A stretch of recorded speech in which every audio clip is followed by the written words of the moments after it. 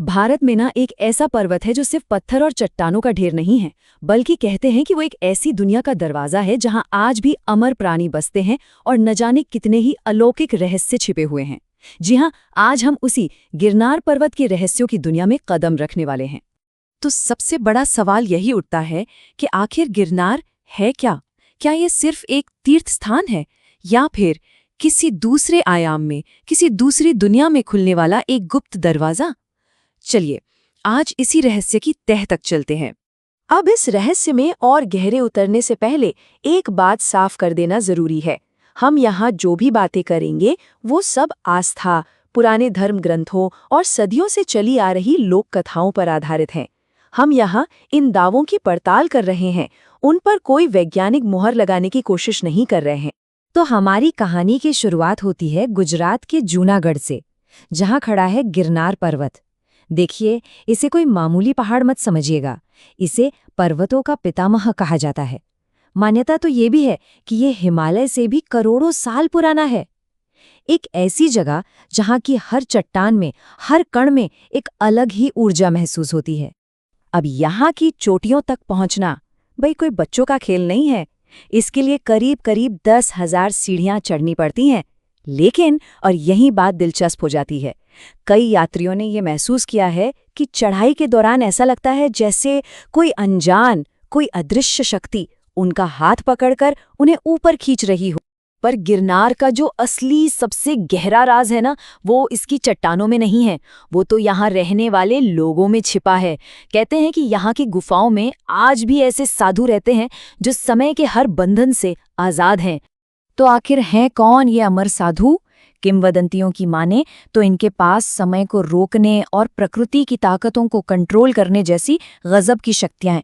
ये रहस्यमयी साधु पूरे साल में सिर्फ एक बार, वो भी सिर्फ महाशिवरात्रि की रात को अपनी गुफाओं से बाहर आते हैं। और पता है कहाँ?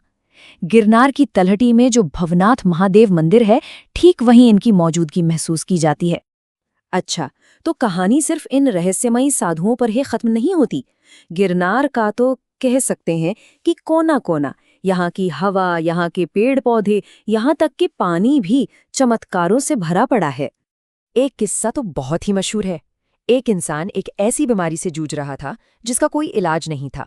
गिरनार के जंगलों से गुजरते हुए बस यूं ही चलते चलते अनजाने में उसका हाथ एक झाड़ी से छू गया, और फिर बस उसी एक पल में वो बीमारी जैसे हवा हो गई। वो इंसान पूरी तरह से ठीक हो गया।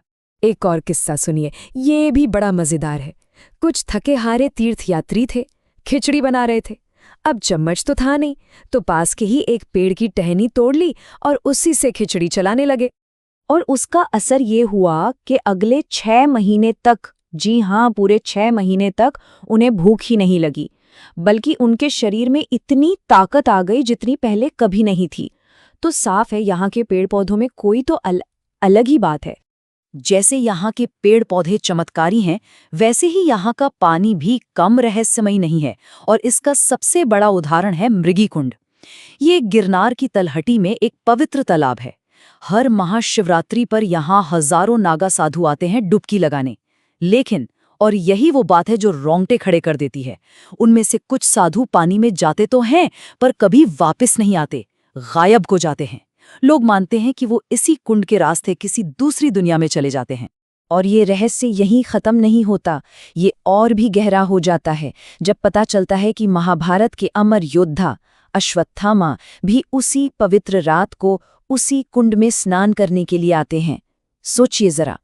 तो सवाल ये उठता है कि आखिर इन सारे चमत्कारों की वजह क्या है? ऐसा क्या है इस जगह में? तो देखिए, माना जाता है कि गिरनार असल में सिर्फ एक पहाड़ है ही नहीं, ये 5 चोटियों से बना एक तरह का लिविंग एनर्जी सिस्टम है, एक जिंदा तंत्र जो एक शक्तिशाली कॉस्मिक एनर्जी ग्रिड बनाता है। तो ये ग्रिड काम कैसे करता है? देखिए, हर चोटी की अपनी एक अलग पहचान है, एक अलग तत्व है। जैसे कि गोरखनाथ शिखर, ये आकाश तत्व से जुड़ा है और यहाँ रात में आसमान में अजीब सी रोशनियां दिखती हैं। फिर है दत्तात्रेय शिखर, अग्नि तत्व। यहाँ तीर्थयात्रियों को सल्फर यानी गंधक जैसी महक आती है।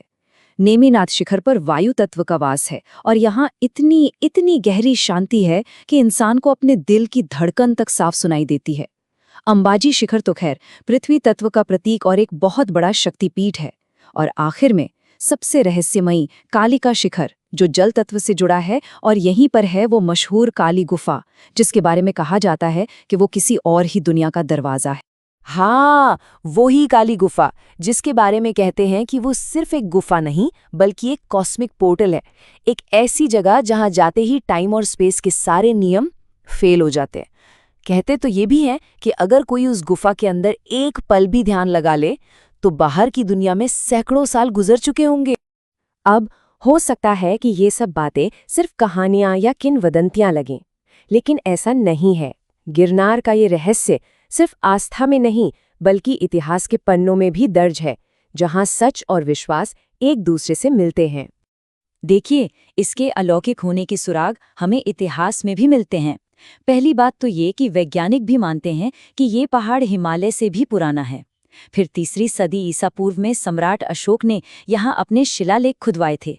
मतलब ये जगह तब भी बहुत महत्वपूर्ण थी। और सबसे कमाल की बात, 7वीं सदी में एक चीनी यात्री हुएनसांग यहाँ आए थे और उन्होंने अपनी किताब में लिखा है कि उन्होंने यहाँ ऐसे साधुओं को देखा जिनके शरीर से एक नीली रोशनी निकलती थी। है ना कमाल? ये बात आज की कहानियों से कितनी मिलती जुलती है। और इस जगह की ताकत का अंदाजा इस बात से भी लगाया जा सकता है कि हर साल यहाँ लाखों लोग पूरे 36 किलोमीटर की परिक्रमा के लिए आते हैं।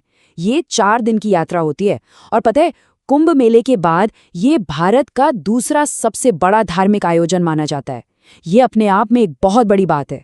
और अब एक आखिरी और शायद सबसे चौंकाने वाली कड़ी।